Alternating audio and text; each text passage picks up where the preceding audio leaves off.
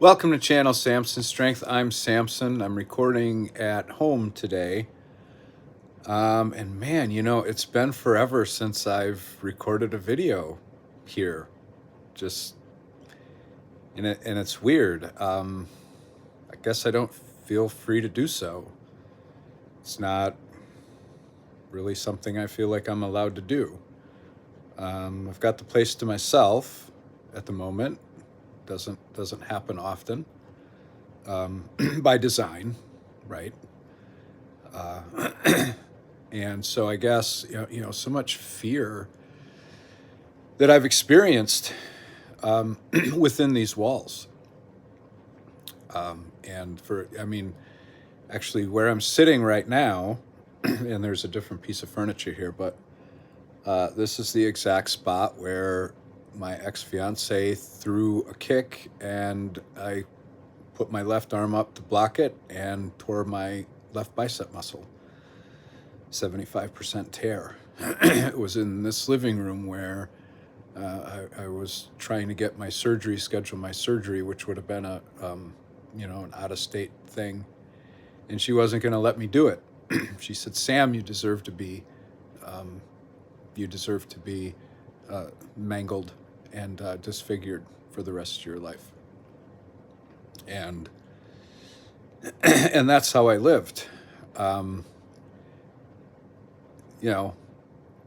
So I was going to try to express that fear in a different way to hopefully be more relatable. And I guess it goes like this. Imagine,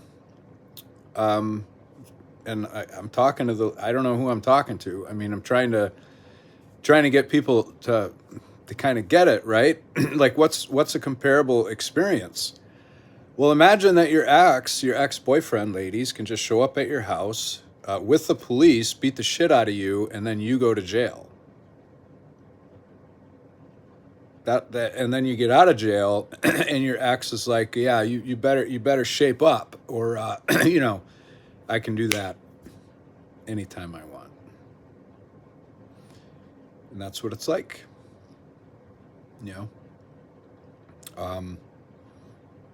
It's scary driving down the road by myself sometimes.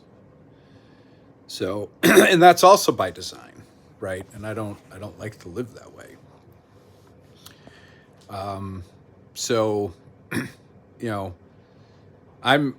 I get terrified when a woman flirts with me or sends me signals because, quick story, at my friend Katie's wedding, she paired me to stand up with her sister, whom I had never met. And sometime through the wedding rehearsal dinner, Kate comes up to me and says, "Sam, what are you doing to my sister?"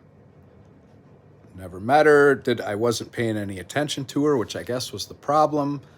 And she was saying that I was harassing her and wouldn't leave her alone. And that's terrifying. And the thing about here's some advice for everybody. I'm going to end on this note because I love staying positive, and that's how I live my life, right? I'm a very positive person. I come across negative on social media because that's kind of my outlet for shit. I'm kind of playing heel right now. I'm kind of playing the bad guy, which is cathartic and selfish. It's not like I have any followers. Like, look at my follower count. But if you want to do something, anything at all, if you want to be a doctor, you want to be a good lawyer, you want to be a plumber, okay, what do you do? How do you go about that? Well, one way is to find somebody who does the thing that you want to do and ask them how they came to be able to do that, right? And recovery is a lot like that, which is why I don't apologize for my past. The only thing I have to do is live good today and tomorrow and the next day. And if I string enough days like that together, right, my past becomes irrelevant. Because then you can say, you know what, all that past forged who I am today, which is a good person, which is better than what most people can say.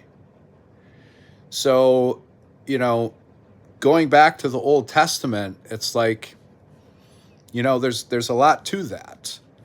For me personally, for ourselves, right? Which is why I talk about accountability a lot. I never got away with anything in my life, by the way. I was a terrible criminal. I didn't get away with anything. All of my sexcapades are all, whatever. But I was a wife and a girlfriend guy. I wasn't some man whore that was running around like, the Samson. I don't know. I should brush up on my actual Samson. But I've never really taken ownership of this house because I've never really seen it as mine. There's always been somebody else to make it clear that it's not, and it can be taken away from me at any time. And you got to do all the right things in spite of that, and that's hard sometimes. And when you live in a better world, when you experience being treated right, you know what it's like to be treated wrong, and you know that then you can see how badly you have been treated, which is why we get these epiphanies in recovery where we're like figuring out stuff that happened to us and what actually really happened, because we lie to ourselves, and I lied to myself a lot about me being at fault for stuff that just wasn't my fault. I'll give you a really stupid example. I was at an AA meeting in Iowa City, and I got not kicked out. I chose to leave because I was interrupted because I was being very offensive. I was making a point that Jordan Peterson often makes about like everybody's a Nazi, right? You're trying to empathize with the worst kind of people and ask yourself like, how the heck could like a normal person do that kind of thing? And the Nazi concentration camp guards were like regular people, right? And anyway, they got mad at me, and despite being a very intelligent and educated crowd, and I felt I got all pissy and huffy, and so I got up and I left. And as I was exiting, so there's like two doors. There's like a door going into the kitchen, and no door, but kind of, an archway where it's the size of a door, but there's no like door to open or close. And then the outside door. And in that little kitchen, there's the coffee. And so somebody was in there getting coffee, and I went to walk past them, and I'm mad, right? I'm thinking like my right, like I'm not happy. So I'm gonna go, and I couldn't drive away because my friend David was there with me, and I was his ride. So I was gonna go out and sit in the car and be pissy for 15 minutes or whatever. But anyway, as I'm walking through into the kitchen, somebody's walking out with coffee. And I see them, and I make a move to avoid them, and I bump into them anyway. Like, no big deal, cross and bump shoulders. But it was kind of weird because, like, I, moved and shouldn't have hit him. So I go sit in the car, and I come back in after, and, I calm down, whatever. And the guy that I bumped into, actually, I didn't bump into him. That's the key point here. The guy that I bumped into came up to me to apologize for bumping into me. Turned out he did it deliberately, and he wanted to apologize. Good on him. But that, like, I was thinking about like my reaction to that, and my first thought when I bumped into him was, well, crap, I must not have moved over far enough. That's my fault. It's my fault. I shouldn't have hit him, right? And then my second thought was, there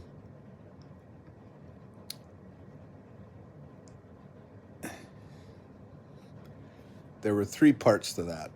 But the point is,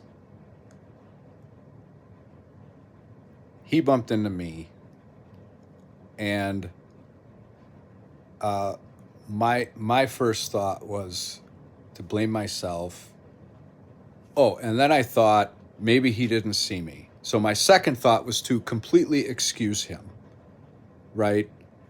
And that's what I do. And so you go through life, and sometimes you see things like that from past experiences maybe you had with people, and you realize, no, you didn't hurt them. You've been feeling guilty your whole fucking life. And this person hurt you. This person hurt you. You didn't hurt them. They hurt you, right? And you realize that. And there's a saying like, the truth will set you free, but first it'll piss you off. And that's kind of what's going on with me a little bit. But I'm so blessed. I'm so fucking blessed. Despite it all, I made the life that I wanted. I made the life that I wanted. I've got an amazing child. I have an amazing wife. And this amazing environment that is amazing. If I could just take ownership of it and make it into what it is or what it could be. And you know, why am I not doing that? Why had I been able to do that? And I have an answer. But I'm at 11 minutes, so I'll stop now, and I'll give you that answer about why I wasn't able to do that in my next video. Old Testament something something.